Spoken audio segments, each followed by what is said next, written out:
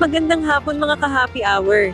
Narito ang mga balita para sa MBC TV Network News Update 4 PM edition.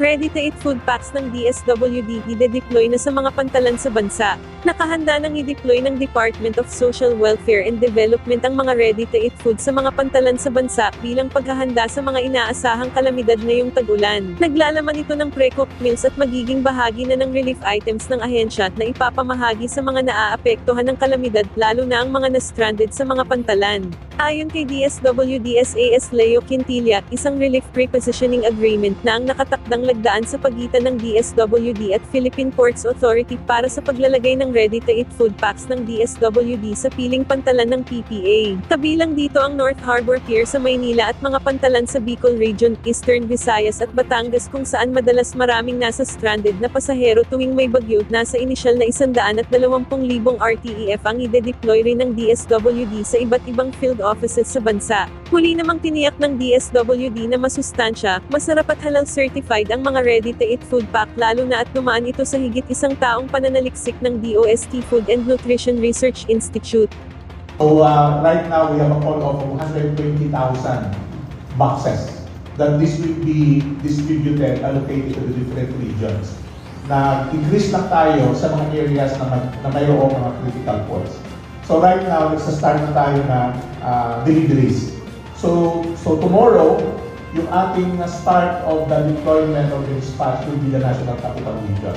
So this will be doon sa Philippine Ports Authority as part of our relief prepositioning agreement with the PTA. So nagsa-start pa lang po tayo ng order and delivery sa ating mga food offices.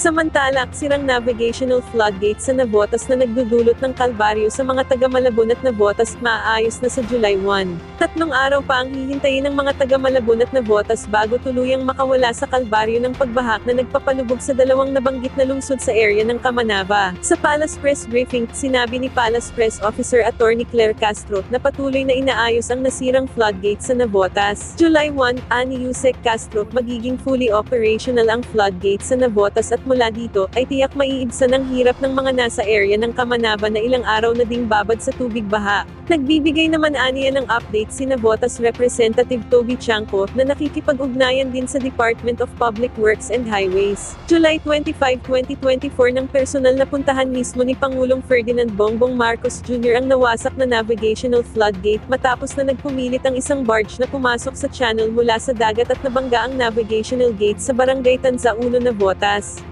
Ito po ay matatapos na po, magiging fully operational na po itong floodgate na to sa July 1. Inayos po nila ito para po maibsan naman po ang pagtaas or ang pagbaha sa nasabing lugar lalo na po pag high tide.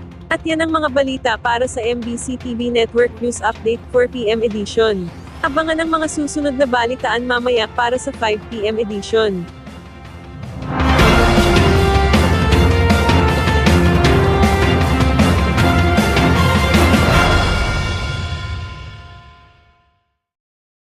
Mga ka-happy hour, kung gusto mong manood ang mga balita sa MBC TV Network News Update, mag-subscribe sa aming YouTube channel, i-like ang aming Facebook page, at i-follow sa aming TikTok account.